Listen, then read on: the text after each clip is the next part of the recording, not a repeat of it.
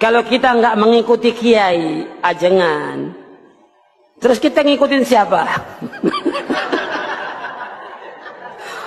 Pertanyaan. Tadi saya jelaskan jelas gamblang. La haula wala quwwata illa billah. Ya kita ikut Rasulullah SAW. Kan nanti di kubur ditanya siapa? Ditanya kiai kamu siapa enggak? Enggak, ditanya man rabbuka wa man nabiyuka wa ma dinuka. Ditanyakan siapa Rob kamu, siapa nabi kamu. Nabi saya kiai fulan. Nabi saya jangan, enggak ada. Siapa nabi kamu, siapa nabinya? Muhammad sallallahu alaihi wasallam. Yang kita ikut disuruh oleh Allah apa? Ikutin Nabi Muhammad sallallahu alaihi wasallam. Sekarang Nabi sudah meninggal, kan ada keterangan di hadis Nabi tentang sunnah-sunnah Nabi. Kita ikut ulama mazhab, mengapa tidak ikut Rasulullah sallallahu alaihi wasallam langsung saja? Kemudian yang kedua, bolehkah kita kembali ke Al-Quran dan Al-Hadis yang sahih saja daripada ikut atau ambil pendapat ulama mazhab? Gini, memang harusnya kita tidak perlu ikut Syafi'i atau Imam Malik, Imam Ahmad, Imam Abu Hanifah, itu nggak perlu. Yaitu ketika kita memang hidupnya bersama Rasulullah.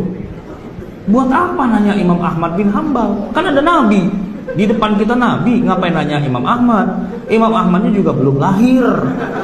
Buat apa nanya kepada Syafi'i? Syafi'i belum lahir. Syafi'i lahir tahun 150 Hijriah, ya kan? Abu Hanifah lahir tahun 80 Hijriah. Ya kalau kita hidup di zaman Nabi, lah ini Nabi gede banget depan muka kita, ngapain nanya yang lain gitu loh. Jadi kalau Anda ingin mengatakan nggak usah ikut ulama, ikut Nabi, itu benar 100%, tapi Anda salah hidup. Tahun hidupnya di tahunnya Nabi gitu loh, ya kan? Ada Nabi di depan, ya Rasul boleh, boleh. Iya udah jalan, ya Rasul haram, haram, kan gitu. Di depannya Nabi.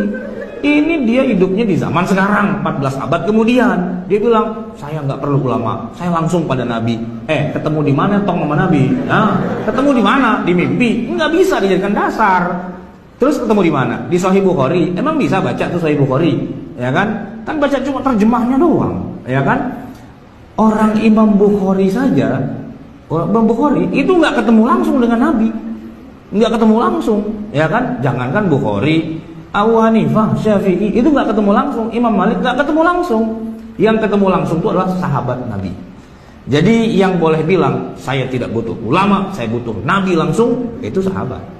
Nah ente hidup tahun berapa? Nah, kan nggak sesuai. Nah buat orang yang sudah nggak ketemu langsung dari Nabi, ketemunya hanya dengan sahabat, yaitu para tabiin. Tabiin aja nggak boleh bilang saya nggak butuh sahabat, saya butuh Nabi. Lu ketemu? Enggak sih. Ya ketanya sama sahabat dong ujung-ujungnya kan. Nanyanya kepada siapa? Ya yang ketemu pada Nabi, ya sahabat. Itu kalau tabiin. Nah kalau di bawahnya tabiin, atba'ut tabiin, ya nanyanya kepada tabiin. Tabiin dari para sahabat, sahabat ya dari Rasulullah. Siapa itu atba'ut tabiin? Contohnya adalah Rasulullah punya sahabat namanya Abdullah bin Umar. Abdullah bin Umar ini sahabat. Sahabat ini punya murid namanya Nafi'. Nafi' itu berarti derajatnya adalah bukan sahabat, di bawahnya sahabat. Apa namanya? Tabi'in. Nah, Nafi' ini ya, kemudian di masanya dia jadi ulama besar, dia punya murid namanya Malik. Malik itu apa levelnya? Tabi'in. Malik itu ya Imam Malik yang mendirikan mazhab Maliki gitu loh. Masa kita bilang Malik goblok kagak ngerti apa-apa. Gua yang ketemu langsung dengan Nabi. Kapan ketemunya? Di mana ketemunya? Dalam mimpi. Ya kalau dalam mimpi mah nggak bisa dijadikan dasar. Nah, kita nanya kepada Malik, itu adalah pendiri dari mazhab Maliki. Kita nanya kepada Imam Syafi'i karena Syafi'i muridnya Imam Malik gitu loh. Kita nanya kepada Imam Ahmad karena Imam Ahmad itu muridnya Imam Syafi'i. Ahmad, Syafi'i, Malik, Nafi', Ibnu Umar, Rasulullah. Itu kan generasi pertama kepada mereka. Kita bermazhab itu kepada orang yang salaf. Salaf itu di sini maksudnya ya salaf yang hidupnya di awal-awal itu. Levelnya itu di bawahnya sahabat yaitu tabi'in, di bawahnya lagi atba'ut tabi'in. Itu mereka salafun soleh yang sesoleh-solehnya. Salaf dalam arti yang sesungguhnya gitu. Bukan ngaku salaf tapi hidupnya 2018. Itu mah bukan salaf gitu loh. orang zaman sekarang tapi ngakunya ke sana. Terus saya tanya, kalau emang Anda ketemu langsung dengan Nabi lewat jalur apa? Lewat pakai hadis. Emang hadis ente ketemu langsung dengan Nabi kan enggak? Tapi dari sahabat, dari tabi'in, dari atba'in kan lewat jalur yang sama juga, lewat jalur Imam Ahmad, lewat jalur Imam Asy-Syafi'i, lewat jalur Imam Malik, kan itu juga. Jadi dia bilang saya nggak mau ikut mazhab, tapi pakai hadis, ya berarti hadisnya kan lewat jalur orang yang sama juga. Kenapa kalau hadisnya dipakai tapi ijtihadnya nggak dipakai? Kan nggak masuk akal. Sedikit belajar sejarah lah gitu, biar nggak kelihatan begonya tuh kelihatan banget gitulah ya. Sedikit belajar sejarah. Jadi tahu oh di sini posisi para ulama itu. Dan kepada kita ya kita tinggal ikut aja. Kan begini ya.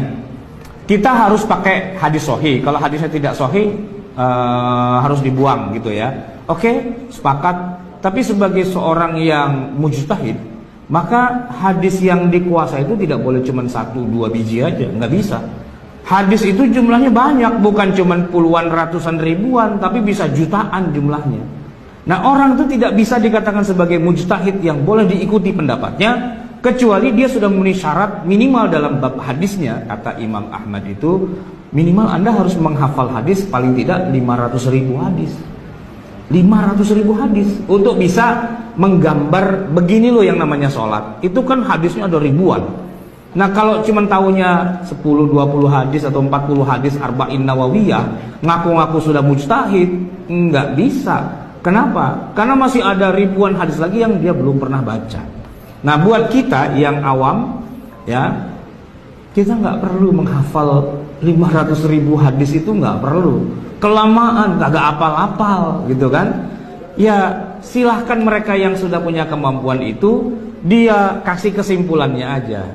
Setelah saya menguasai sekian ratus ribu hadis itu, saya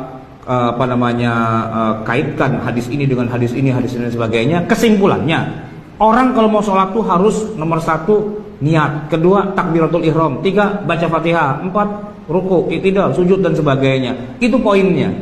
Setelah dia pelajari semua, kesimpulannya begitu. Nah kita sebagai orang awam, kita ambil kesimpulannya aja. Karena yang beristihad juga bukan orang sembarangan, orang paling ngerti. Siapa lagi yang lebih ngerti dari mereka? Ya mereka ngajari ke kita kayak gitu kesimpulannya, ya itulah. Yang dibilang bermazhab itu kan ya begitu, nanya kepada yang memang ahlinya. Saya kalau nyetir dari Jakarta ke Jogja bawa mobil sendiri, itu kalau pas lebaran kadang-kadang suka kesasar-sasar karena suka dibuang-buang jalanannya itu. Dulu sering nyasar di Tegal karena masuk kota kan. Nah, tapi jalannya dibuang lagi ke sana, dibuang lagi ke sana, itu suka kebingungan. Kalau udah nyasar gitu, wah repot nih. Bisa-bisa nggak sampai Jogja malah balik lagi ke Jakarta kan gitu ya. Nah, alhamdulillahnya di tengah kebingungan saya itu dari jauh saya lihat ada polisi. Alhamdulillah, saya deketin, selamat malam Pak. Saya mau ke Jogja, cuman saya bingung nih di sini kok kebingungan jalannya lewat mana, gitu kan? Karena ini jalur-jalur alternatif. Kata Pak polisi, Bapak lurus, nanti pertigaan, Bapak belok kiri, nanti ada perempatan, belok kanan. Siap, terima kasih Pak. Kan gitu ya. Masa saya bilang, dalilnya apa, Bapak? Tahu dari mana? Masa nyinyir gitu sama polisi kan? Iya gua polisi, gua tahu ini. Ngapain gua diri di sini kalau nggak tahu? Kan gitu kan? Masih mau dinyinyirin juga polisinya, kan kebangetan. Orang bego nanya sama orang yang ngerti. Tapi kalau begonya keterlaluan, orang ngerti pun dibego-begoin juga. Saya tidak percaya Bapak bilang begitu. Bisa jadi Bapak itu munafik. Ngawur-ngawur gitu lah. Ya nanya kepada yang ngerti ya kan, fas'alu ahla dzikri. Nah yang ngerti siapa? Yang ngerti itu ya Abu Hanifah, ya Malik, ya Syafi'i, Ahmad bin Hanbal. Itu a'rafun nasi bil Islam. Orang yang paling ngerti Islam ya di zamannya mereka, ya itu ya kita merujuknya ke sana. Jangan dikira Imam Syafi'i itu rumahnya di balik Gunung Merapi situ. Itu Mbah Marijan, itu bukan Syafi'i, beda gitu loh.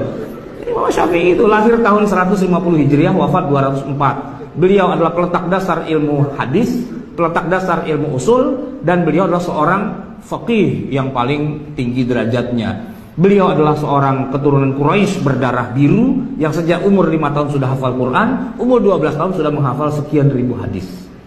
Terus mau tanya apa lagi gitu, mau ribut apa lagi dengan Syafi'i gitu loh. Anda tuh nggak kenal, tapi kok belagak pinter gitu kan masalahnya. Itu dia. Memang kalau saya punya mobil itu